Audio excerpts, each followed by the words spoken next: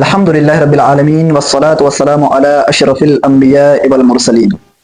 السلام علیکم ورحمۃ اللہ وبرکاتہ۔ میں آپ کا میزبان عبد الغنی قادری اور آپ دیکھ رہے ہیں الہدیٰ پوڈ کاسٹ۔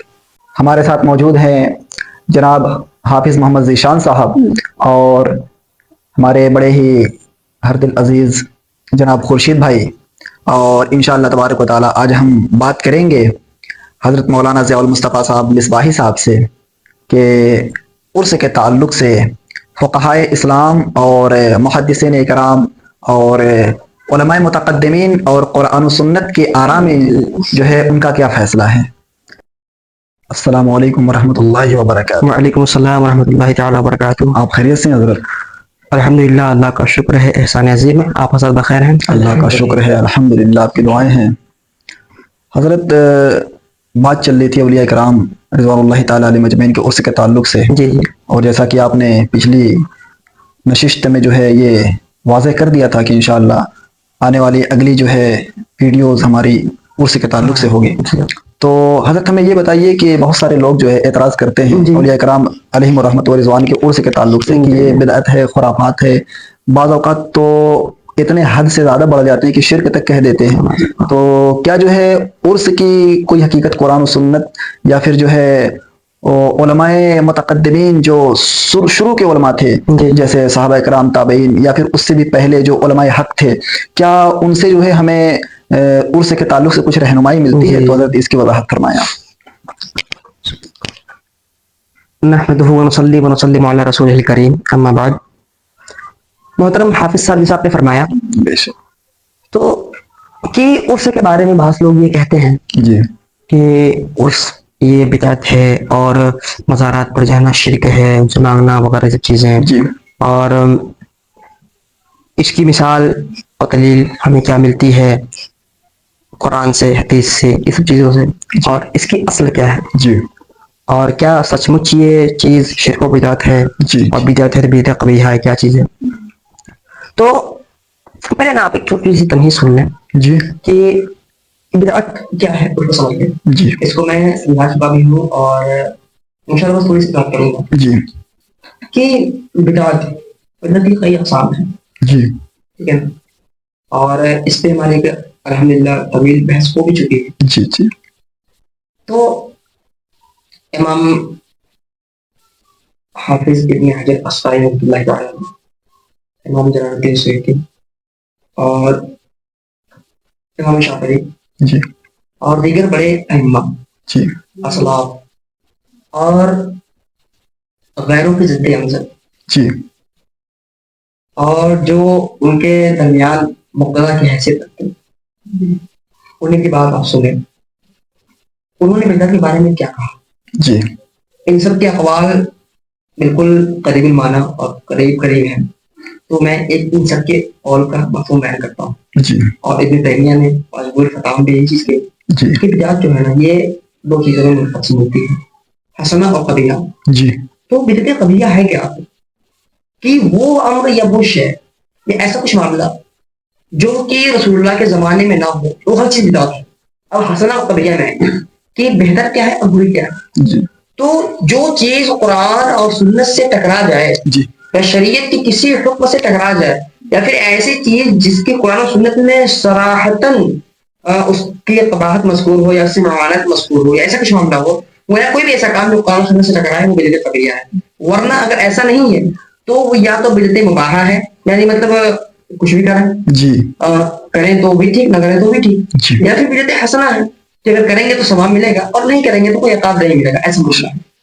یہ ہو گئی بدعت۔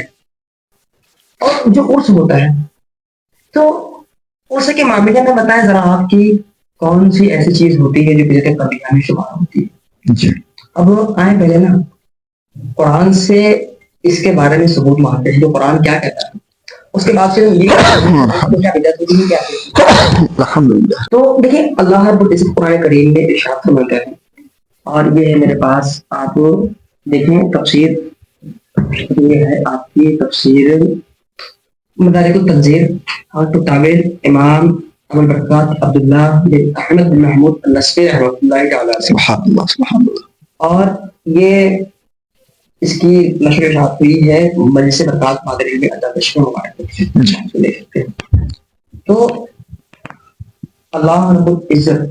اچھا تو حضرت اولیاء کی قبروں پر گنبد اور مقبرے بنانے کے تعلق سے لوگ تان و تشنیع کرتے ہیں، تو کیا گنبد بنانا ناجائز و حرام ہے؟ ماشاء اللہ آپ نے بہت بہتر چیزیں کہتے ہیں اور اس اور گنبد کسی میں وہ چیز ہو جائے گی جی تو چلے ماشاء اللہ اچھی بات ہے. اس کا بھی جواب دے دیں آپ. تو ذرا دیکھیں پہلے میں قرآن کی آیت پڑھتا ہوں. اعوذ باللہ من الشیطان الرجیم بسم اللہ الرحمن الرحیم. اللہ فرماتا ہے اذ يتنازعون بینهم امرهم سورہ کہف فقالوا ابنوا علیہم بنیانا. ابھی معاملہ پہلے آپ اس کا پس منظر دیکھیں کیا معاملہ ہے کہ اصحاب کہف جب اپنے غار میں سو گئے پھر اللہ رب العزت نے 350 سال بعد اللہ رب العزت ان کو دوبارہ نیند سے بیدار کروایا.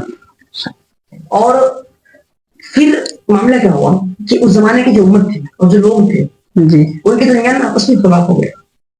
اور اختلاف یہ ہوا کہ جو بعث بعد الموت ہے تو یہ صرف روح کے ساتھ ہوگا یا پھر روح اور جسم دونوں کے ساتھ ہوگا. تو ایک جماعت یہ تھی جو یہ کہتی تھی کہ بعث بعد الموت جو ہے صرف اور صرف روح کے ساتھ ہوگا، اور ایک جماعت یہ تھی جو یہ کہتی تھی کہ بعث بعد الموت یہ روح اور جسم دونوں کے ساتھ ہوگا. تو اب معاملہ جب حد سے زیادہ بڑھ گیا تو بادشاہ نے اپنی سلطنت کو برطرف کیا اور کچھ دنوں کے لیے ایک الگ مقام میں جا کے اس نے گوشہ نشینی اختیار کر لی اور تار کے کپڑے پہن لیے، صوفیانہ انداز اختیار کر لیا اور اللہ کی بارگاہ میں لوٹا ڈالی کہ اللہ اس معاملے کو اظہار فرما دے، واضح فرما دے اور مجھے اس کا علم مل دے. تو اس کے اوپر کشف یہ ہوا کہ اصحاب کہف کے بارے میں اس کو پتہ چلا کشف میں. ادھر ایک چرواہا گیا تو اس نے دیکھا کہ مطلب اپنے چارے چلاتے اس نے چارے وغیرہ کے تھی شکار کے دانے پہ پتھر لگا وہ پتھر ہٹا دیا. اصحاب کہف اس نے بھی دیکھا اور معاملہ یہ بھی ہوا کہ اصحاب کہف جب سے بیدار ہوئے تو ان میں سے ایک شخص کو انہوں نے پیسہ وغیرہ دے کر بھیجا کہ تم شہر کی طرف جاؤ اور ہمارے لیے خوب نوش کا انتظام کرو. تو وہ شخص آیا. اب آپ یہ چیز دیکھیں کہ 350 سال پرانا سکہ اس کے پاس تھا. تو جب اس نے یہ چیز شہر میں لائی اور لوگوں کو پیسہ دینے لگا، اچھا ان لوگوں کو یہ لگا نا کہ اللہ فرماتا ہے کہ انہوں نے آپ سے بات کی کہ پہلا دن سوئے تو قالوا لبثت یوما او بعض یوم، اس طرح کا کہ ہم مطلب دن کا ایک پورا دن سوئے یا دن کا کچھ حصہ سوئے، کیونکہ مطلب ایسا تھا نا کہ وہ صبح کے وقت گھر میں گئے تھے اور جب ان کے اٹھنے کا وقت ہوا تو گئے شام کو. تو ابھی ان کے ذہن میں یہی تھا کہ ہم شاید ایک دن ہی سوئے ہوں، انہیں خبر نہیں تھی کہ ہم 350 سال سے زائد زمانہ یہاں سے. تو اب لوگوں نے دیکھا کہ یار یہ دفتروش کے گھر کا سکہ، تو اس کو پکڑ کے بادشاہ کے بارے میں چلے گئے کہ یہ یا تو چور ہے یا پھر خزانہ چوری کر لیا ہے یا پھر اس نے کوئی خزانہ بکیرہ پایا ہوا. جی بے شک. اب اس شخص بڑی مطلب اسے پھنس گیا اور اس نے پھر اپنا ماجرا بیان کیا. تو اللہ رب العزت نے جو ہے غار والوں یعنی اصحاب کہف کے حالات سے جو لوگوں کو متعلق فرمایا تو اس میں معاملہ اصل میں یہ تھا کہ لوگوں کے اندر جو چیزیں مطلب مترادفی ہو گئی تھی، سلسلے میں جو ان کے اندر جھگڑا پیدا ہو گیا تھا تو وہ بھی واضح ہو جائے، حق واضح ہو جائے تو لوگوں پر یہ بھی واضح ہوگا کہ ہاں بعث بعد الموت کے جسم اور روح دونوں کے ساتھ ہوگا. اور اس کی نظیر ذرا دیکھ لینا کہ 350 سال کے لوگ اور پھر اللہ نے صحیح صالح ان کو اسی طرح بیدار فرما دیا. بے شک. ماشاءاللہ آپ نے جو ہے خطاب کے دوران بعث بعد الموت کا ذکر کیا تھا تو اس کی وضاحت فرما دی. بعث بعد الموت اصل میں ہے کیا؟ یہ بعث بعد الموت یہ کہ قرآن فرماتا ہے کل نفس ذائقۃ الموت، بے شک سب کو موت کا مزہ چکھنا ہے. جی. تو موت کے بعد کیا؟ جی جی. کیا مرنے کے بعد کچھ نہیں ہوگا یا کیا ہوگا، معاملہ کیا ہوگا؟ تو وہی چیز ہے. تو شریعت کیا کہتی ہے، اللہ کا ارشاد عالی کیا ہے اور کیا ہوگا معاملہ کہ مرنے کے بعد ہم دوبارہ زندہ کیے جائیں گے اور ہمارا حشر و نشر ہوگا اور حساب و کتاب ہوگا تو ظاہر روزت میں دیتے جنت میں جائیں گے. تو یہی معاملہ تھا کہ آخر جو یہ چیزیں ہوں گی تو کیا یہ صرف روح کے ساتھ ہوگی یا روح اور جسم دونوں کے ساتھ، جس طرح دنیا میں ایسا ہوگا تو کہ مطلب دو روح جسم دونوں ساتھ ہوں گے تو ان پر یہ معاملے کی وضاحت ہو گئی. پھر اسی میں ذرا دیکھیں بات معاملہ ہو گیا جیسے کہ آپ نے بھی سوال فرمایا تھا کہ یہ گنبد کے تعلق سے اور یہ اس کا پس منظر ہو گیا ہے. اب اور آپ نے جو کہا تھا اس کے تعلق سے اب اس کا استعمال کرتے ہیں. قرآن کیا کہتا ہے، اذ یتنازعون بینہم امرہم فقالوا ابنوا علیہم بنیانا. تو انہوں نے کہا کہ ہم اس کے دہانے پر ایک عمارت بنائیں گے. ٹھیک रब्बुहुम आलम बिहिम, ये बीच में आया था कि उनका रब उनके बारे में ज्यादा जानता है, कि मतलब वो कितना सोए उसकी तरफ उससे हम ऐसे नहीं करेंगे कि हमारी चीजें भुतलाएंगे। फिर आगे की याद क्या करती है, क़ाल लज़ीना ग़लबू अला अम्रिहिम लनत्तख़िज़न्ना अलैहिम मस्जिदा, कि वो लोग जिन्होंने इनके मामले पर गलबा पाया तो उन पर वाज़ेह हो गया फिर कि ये ऐसे अल्लाह के वली नहीं बंदे हैं। तो फिर उन्होंने कहा कि हम उस गार के दहाने पर या उनके ऊपर हम मस्जिद तामीर करेंगे। लेकिन कुरान दो चीज कह रहे हैं, इमारत बनाएंगे, मस्जिद तामीर करेंगे। कुरान क्या है, सही है। अब इस आयत की तफसीर में मुफस्सिर फरमाते हैं, कातिब बैज़ावी की तफसीर बैज़ावी और कश्शाफ की ज़मख़शरी जी ज़मख़शरी की तफसीर कश्शाफ जी और तफसीर जलाल वगैरह बाकी तमाम तफसीर आप उठा लें। तो पहले आप देखें कुरान में अल्लाह रब्बुल इज़्ज़त उनके कौल को मतलब नक़ल फरमाता है और उनका कौल बयान फरमाता है अल्लाह रब्बुल इज़्ज़त कि उन्होंने कहा कि हम उस जगह पर इमारत तामीर करेंगे। तो अगर ये इमारत बनाना, इस चीजें करना अगर शिर्क व बिदअत होता तो अल्लाह रब्बुल इज़्ज़त कुरान इसकी तरदीद जरूर फरमाते हैं। ठीक है ना? तो इस कौल की तरदीद नहीं बल्कि बाकायदा जब असहाबे कहफ की मतलब सराई हो रही है तो उसमें ये कौल बयान फरमाया गया।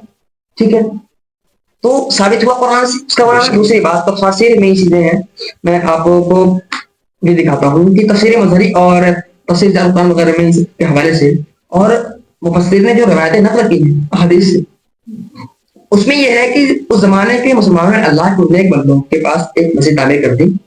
ठीक है, और फिर बादशाह हर साल अपने नवाहिकीन के साथ उस जगह पर आता और वहां पर आकर वो इबादतें किया करते और बाकी तो नमाज़ें अदा किया करते थे जी।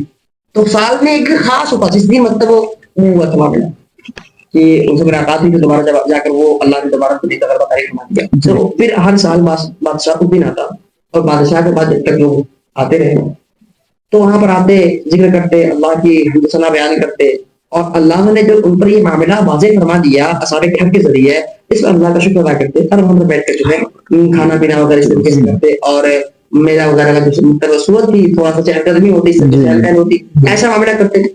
तो ये हदीस तय्यबा से मुफस्सिरीन ने इसको फरमाया है। दूसरी बात कि फिर आप उन्हीं तफसीर में और ये तफसीर मदारिक तंजील मैंने आपको दिखाया है, तो मैं आपको बताऊं कि क्या चीज है।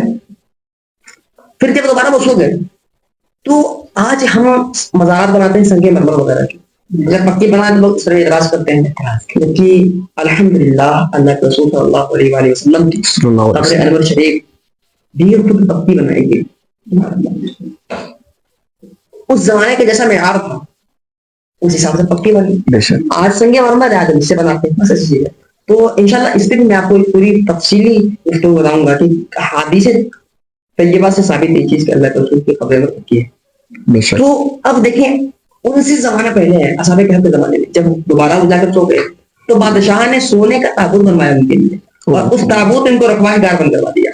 फिर उसने ख्वाब में देखा कि वो लोग सोने को नापसंद कर रहे हैं कि अल्लाह ने दुनिया में सोना ही मर्दों पर हराम करवाया है। तो फिर ऐसा मामला हुआ तो फिर उस बादशाह ने निहायत उम्दा किस्म की लकड़ी का ताबूत बनवाया और उनको ताबूत में रखा। तो आप देखें जरा कि अल्लाह वालों के लिए सोने के ताबूत बनाए जा रहे हैं और उससे पुख्ता किया जा रहा है, इमारतें बनाई जा रही है, उर्स लगाया जा रहा है। कुरान इस बात को सराहतन जिक्र फरमा रहा है, कुरान ने इसकी तरदीद नहीं की, फिर तुम कौन है अपनी तरफ से तरदीद करने वाले? आदि से करीबा से उसकी रिवायतें साबित है। तो ये चीजें थी। अब दूसरी बात बिदअत में आएगी, उसमें कौन सा ऐसा काम बिदअत होता है जरा सोचें आप कि गौर करें आप, और लोगों के लिए भी चीज लम्हा फिक्र है कि आप दिल से सोचें। उस समय जलसा होता है, अल्लाह अल्लाह रसूल की सदाएं बुलंद होती हैं, लोगों को अहकामाते इलाहिया और मसाइल दीनिया से आगाही होती है, उलमा अहकामात बयान करते हैं, कुरान शरीफ होता है, कलामुल्लाह की तिलावतें होती हैं, कुरान खानी होती है, नियाज़ फातिहा होता है, ठीक है ना। और इन सारे आमाले हसना के सदक़े में अल्लाह रब्बुल इज़्ज़त हजारों मुसलमानों को रिज़्क़ हलाल अता फरमाता है। वही तौर कि उसी उर्स के जिंद में कसी दुकानें लग जाती हैं। बेशक बेशक। तो अल्लाह रब्बुल इज़्ज़त इसका इंतजाम फरमाने वाला है और आमाले हसना के सदक़े में उस औलिया अल्लाह और उस बुजुर्ग की वसीले से उसने हजारों लोगों के रिज़्क़ का इंतजाम फरमा दिया। तो अगर ये चीजें तभी होगी तो कुरान में अल्लाह रब्बुल इज़्ज़त इसको जरूर तरमीम के साथ इरशाद फरमाता है और रसूलुल्लाह सल्लल्लाहु अलैहि वसल्लम जो जरूर इसकी तफसीर जो है हदीस करीमा से बयान फरमाते हैं। मगर अल्लाह के रसूल के रिवायतों से बात साबित है कि वहां पर सुभान अल्लाह। Subscribe Al Huda Studio channel and press THA bell icon to get our video first.